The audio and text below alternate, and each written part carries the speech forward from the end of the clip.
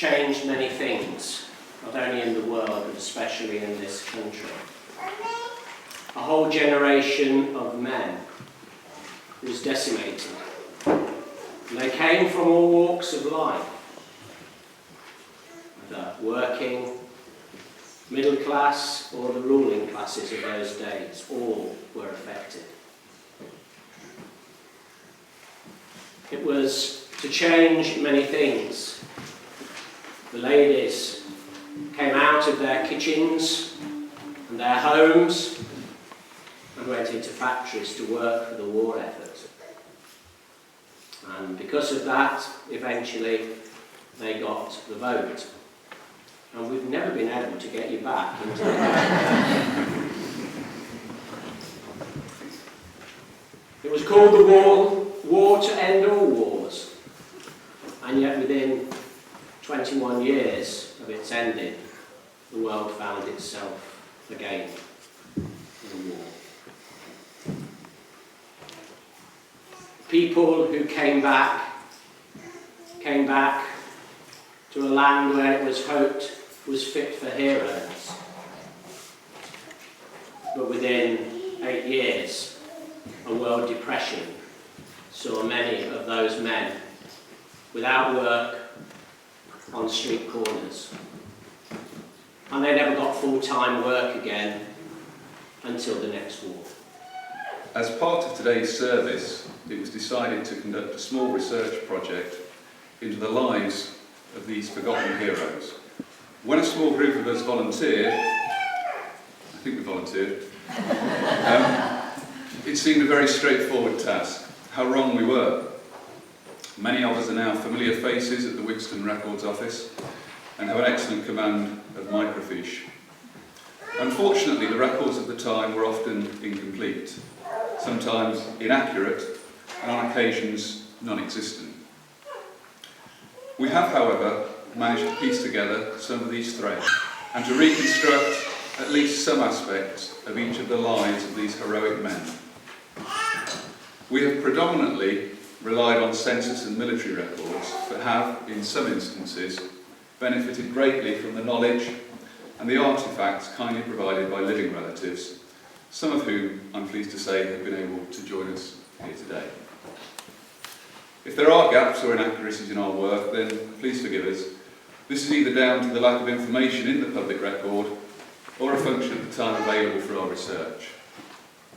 We would welcome any further information that anybody can make available after today, but I'd like to start by telling you about Private Alfred Fox.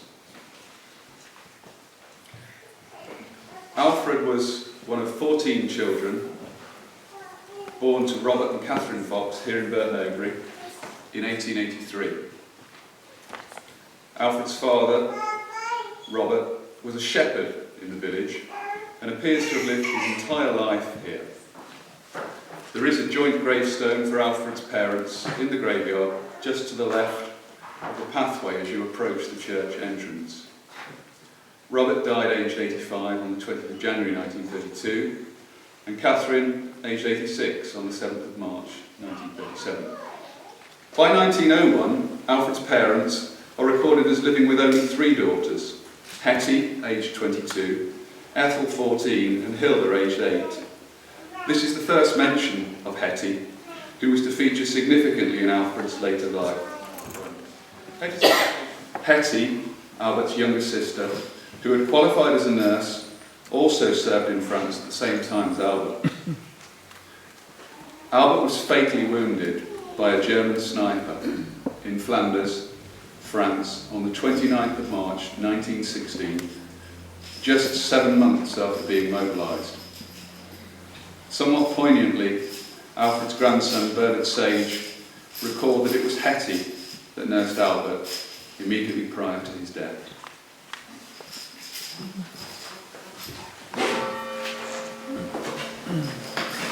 Private Robert Alexander Hubbard.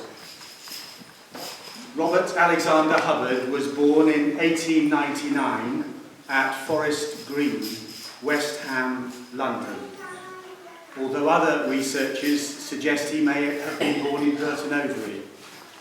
But either way, he was raised here in the village, and according to the census of 1911, he was living with his mother, Sarah Sander, aged 51, in BurtonOvery. She was employed as a charlady. Robert Hubbard attended the Kibworth High School, and his name is commemorated on the war memorial at the school. After school, his occupation is shown in the records as butcher, but this must have been for a short time only, because he enlisted on the 13th of March 1917 at Glenparva, when he was still only 18 years of age. Private Robert Hubbard enlisted in the Derbyshire and Notts Regiment.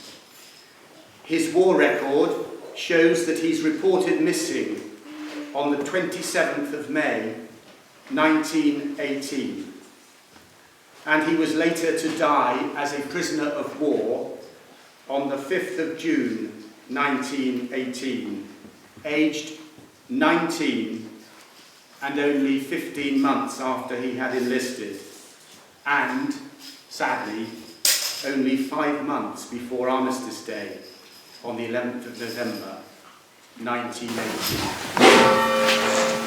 Harry Newton enlisted in the Territorial Force in Loughborough on the 14th of May 1915. He joined the Leicestershire Regiment.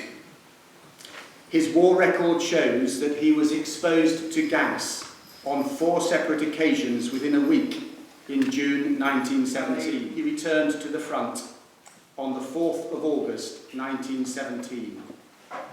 He was killed in action 4 months later, on the 14th of December 1917.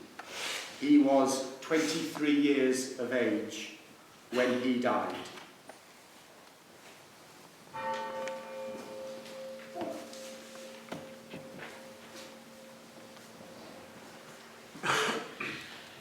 Sergeant James Harold Cox.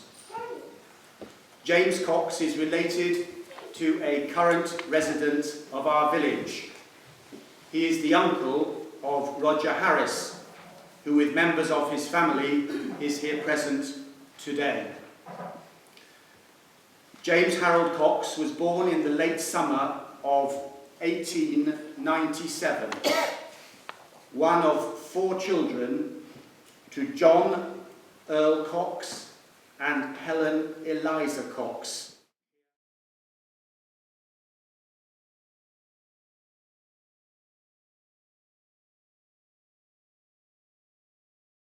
The German troops had never seen Scottish soldiers in kilts before, and wrongly assumed that they were being attacked by the wives of Scottish soldiers. The Germans called the troops Die Damen aus Hell, which means the ladies from hell, a nickname of which the London Scottish were justly proud. James Cox was approved for service, as it's called, on the 15th of May 1916. On the 29th of September of that year, when aged only 18 years and 165 days, he boarded a ship at Southampton bound for France, arriving for duty in Le Havre the following day. His record shows that he was killed in action in the field in France on the 29th of August 1918, less than 3 months from the end of the war. He was killed when, with colleagues, he was engaged in the attack on the very well fortified enemy line known as the Hindenburg Line, just north of the village of Bullecourt. Sergeant Cox was 21 years of age when he died.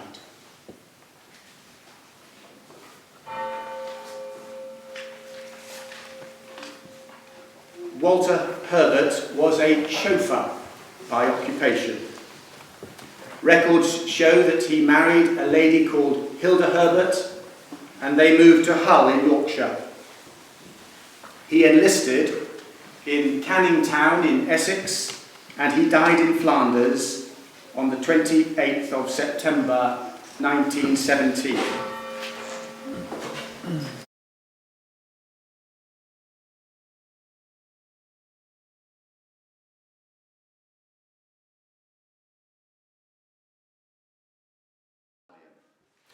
George was one of 9 children born to Robert and Mary Ann Cox of Main Street, Burton-Overy, and was born in 1889.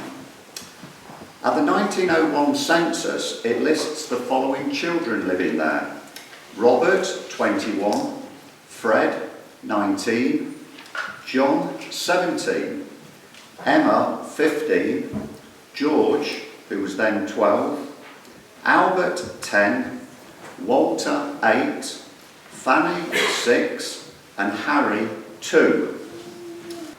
Walter Curly Cox was 3 years younger than his brother George and had the distinction of being the first person in Burton-Overy to drive a car, and was the chauffeur to a Mr. Thomas Jones of Ivy Cottage, Church Lane, which is now, of course, Rectory End, and there is a picture of him looking very proud in his chauffeur's uniform. He later transferred to the Rifle Brigade, 1st 28th Regiment, as a rifleman. Walter was killed in action on the 30th of October 1917 in Flanders.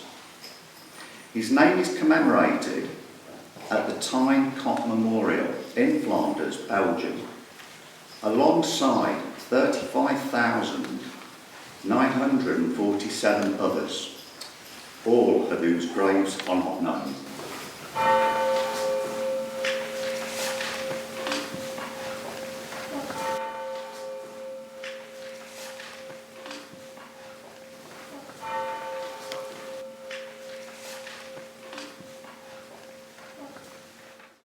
There was one grave, however, among the thousands that I was particularly looking for, and that was of George Cox, John's brother. After a lot of searching, we managed to find Gravetown Cemetery and the grave where he is buried. I cannot describe how I felt that day. I had mixed emotions. I was elated because we had found his grave, but I also felt great sorrow because he had died so young. It wasn't until I visited the Somme that I realised just how many lives the war had claimed. The thousands of names carved onto the Tietbouw Memorial and the vast number of cemeteries situated along the front line astounded me. And that is just one of many battles fought during the war. As my family and I wandered through the endless white graves, some with names on, some without, I thought about the men lying beneath them. Every one of them had a life, had loved ones and hopes for the future that was shattered in an instant. I decided to find out about my own family's involvement in the First World War, and I was deeply saddened to discover that 3 members of our family had lost their lives. My great-granddad, John Charles Cox, died in September 1918 in London. He was 34 years old. He served in the Royal Army Service Corps. Our family have letters that John wrote to his wife and parents, and we have been able to establish that he was somewhere in France in 1917 and Jerusalem in March 1918. He was in the General Hospital in Egypt in May 1918, and by June 1918 he was sailing home on the Red Cross ship Callion. From there he was admitted into the Bermondsey Military Hospital in London, and his letters say that he hoped his wife Mary would be able to visit him there. She did. We do not know the full circumstances surrounding John's death, but we do know that he was crushed by a lorry, but we have been unable to establish where this happened. I feel that I am lucky because John is buried right here in Burton-Overy churchyard, the place where he was born and grew up with his other siblings. I can visit his grave as often as I wish. Every year when I come here to the Christmas Tree Festival, my mum and I bring flowers or a wreath to put on Grandad's grave. I am also very lucky that Grandad has a grave. Grandad's other brother, Walter, unfortunately has no grave, but his name is carved onto the Tynecott Memorial in Belgium. I have not seen this myself, but a friend of mine has visited the cemetery and kindly photographed his name on the wall for me. I will be visiting myself in the very near future. The tragic loss of John, Walter and George must have been devastating at the time for all their loved ones, but especially for their parents, Robert and Mary. But as time passes by, the scars heal, or do they? 96 years after Grandad died, our family is still deeply saddened by our loss. If you throw a stone into a pond, the impact creates a shockwave that sends ripples out far and wide. The effects of war are like everlasting ripples in a pond. As time passes by, the ripples may become weaker and further apart, but they are still there, like scars, and felt by a great many people. So many lives have been touched by the effects of war, so many ponds and so many ripples. Flanders Fields by John McRae. In Flanders Fields, the poppies blow. Between the crosses, row on row, that mark our place. And in the sky, the larks, still bravely singing, fly, scarce heard, amid the guns below. We are the dead. Short days ago, we lived, felt dawn, saw sunset glow, loved and were loved, and now we lie in Flanders Fields. Take up our quarrel with the foe, to you from failing hands we throw the torch, yours, to hold it high. If you break faith with us and die, we shall not sleep, though poppies grow in Flanders Fields.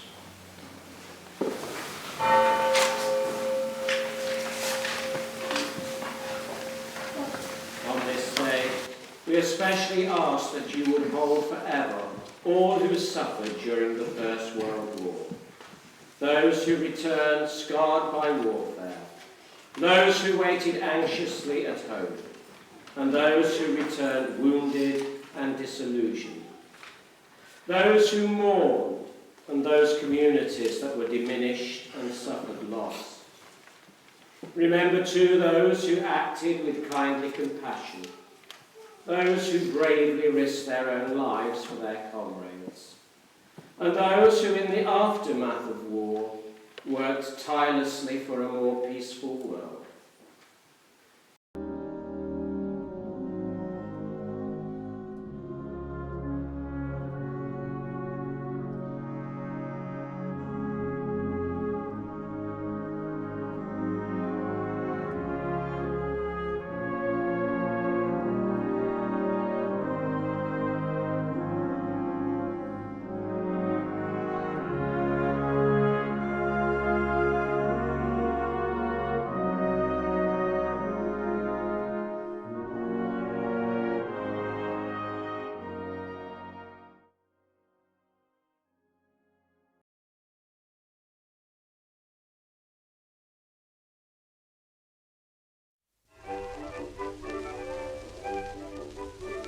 Private Punks is a funny little codger with a smile, a funny smile. 5 feet none, he's an awful little dodger with a smile, a sunny smile. Flushed or broke, he'll have his little joke. He can't be suppressed. All the other fellows have to grin when he gets goodbye, goodbye. Oh, I'm so dear, baby dear, from your eye. Though it's hard to